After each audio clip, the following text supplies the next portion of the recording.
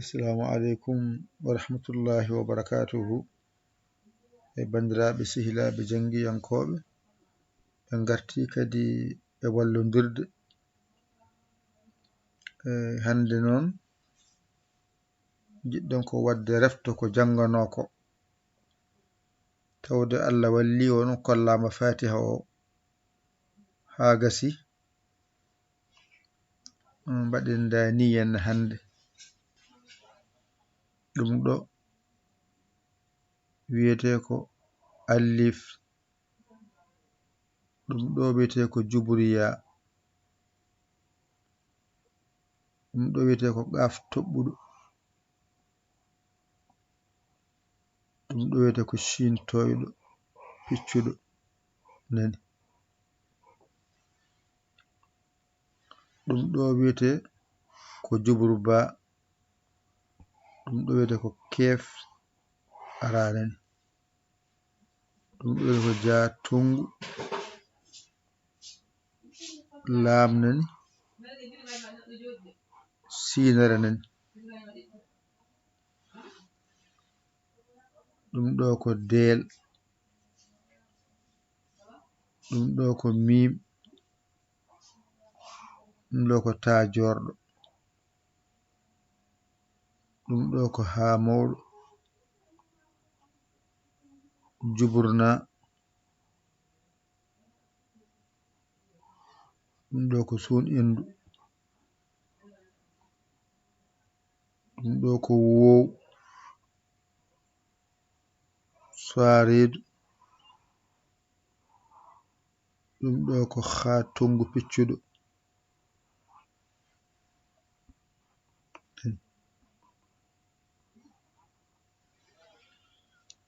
ha tungu piccuɗo toɓere nani.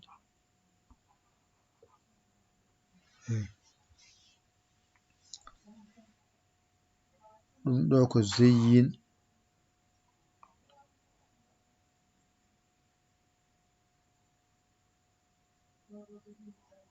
ayna baliɗo, ɗum ɗo ko zadel, zadel nani, ɗum ɗo ko ha tungu nani, ɗum ɗo ko fa toɓɓuɗo, ɗum ɗo ko za koyngal nani, ɗum ɗo ko ɗa koyngal, ɗum ɗo ko daredu nani, ɗum ɗo ko gayna baliɗo piccuɗo, ɗum ɗo woni ko jangete e ko wiyete limto yawngo. Ay ɗo wiyete ko ay qashun wiyete, ɗo wiyete ko ba ka run,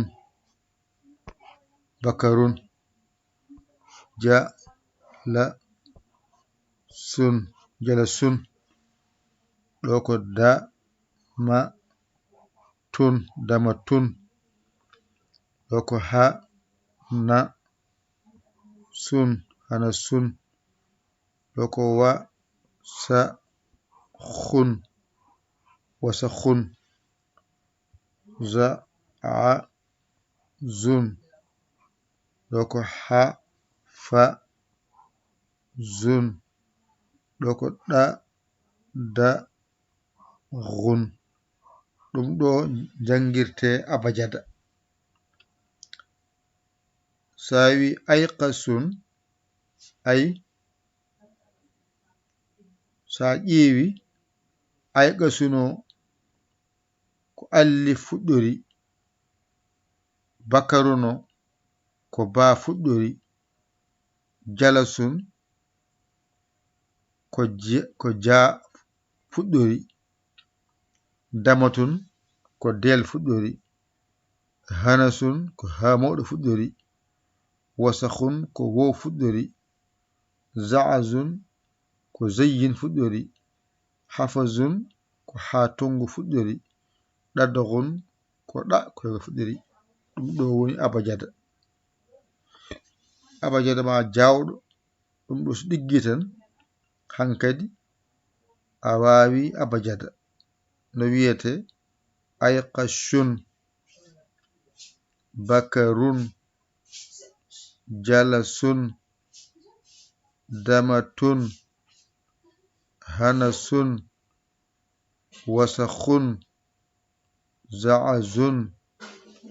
hafazun ɗaɗghun ko jeene wonɗo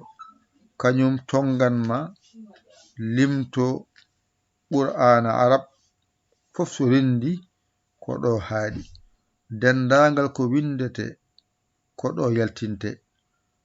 dendagal ko jangete ɗo itta winda wawi jangade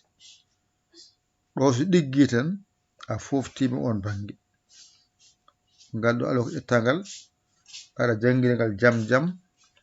a ronki yaade ƴewata ko bawɗo ngal e holluma ngal ha jiyana hoorema joni noon min jangguini ngal par seeɗa seeɗa jangguina min janggoy ayqasuno bange ƴetten bakaruno bange ƴetten jalasuno bange ƴetten damatuno bange ƴetten hanasuno bange ƴetten wasakhuno bange ƴetten za'azuno bange ƴetten hafazuno bange ɗaɗghuna bange kolleɗen hen e sifa newiɗo tan jawɗo hankadi tonga limorema abajada nde wonno mi wi on jangde ko saɗi hen ko ha wawdema limto e wawdema masɗe on saha mbawa rendinde puɗɗa ngabboyde jangude ɗum ɗo tan mbawata ɗum ɗo noon ko alluwal gotal dendingal fu lawol gotol so yarini noon an mo suwa jangude hay batte o ɗum wilortoma kono an kam janguɗo ha gayni o sa wiyama allif a jangi allif a jangi jubriya a jangi qaf toɓɓuɗo shin to piccuɗo rendina innira ayqashun a jangi juburba kef ara ɗum woni bakarun a jangi ja tongu lam sinara innira jalasun a jangino del mim ta jorɗo wiya damatun a jangino hamawɗo jubru nata hun endu innira hanasun a jangino wo saredu khatongu piccuɗo innira wasakhun a jangino zayyin ayna baliɗo zadel innira za'azun a jangino ha tongu fa toɓɓuɗo za koyngal innira hafazun a jangino ɗa koyngal taridu gaydariɗo piccuɗo innira ɗaɗghun ɗum ɗo fof so rindi kañum tongi abajada jangeteɗo o ɗum noon wajdani alluga ɓalloma so gasi noon cilen ɗum mbaɗen par wotere wotere jangen ayqasuno bange jangen bakarun bange jalasun bange damatun bange hanasun bange wasakhun bange za'azun bange hafazun bange ɗaɗghun bange tawen keñaki keppani ko ari fof ɗigga ƴette kuɗi mon e karneji mon mbañi ɗum jangon ɗum ɗigga on koola koye mon ƴewon bawɗo ɗakkoɗon sara makko o holla on walla on ha jii'on lawol on neñani mon walla on nodde 00221 77 906 14 81 mbaɗa yaya jiya WhatsApp o gara caggude saggere ma a saggani ɗum jinmi walla kesso jiɗɗo nadde e jangde he bisimilla makko o ara o haalne serɗeji ɗi so welimo o naata o yiɗa o acca o deeƴa ni foti ko musidɗo mon giɗo mon saabu Allah ya yali ko Sénégal alhamdulillahi rabbil alamina on jarama wassalam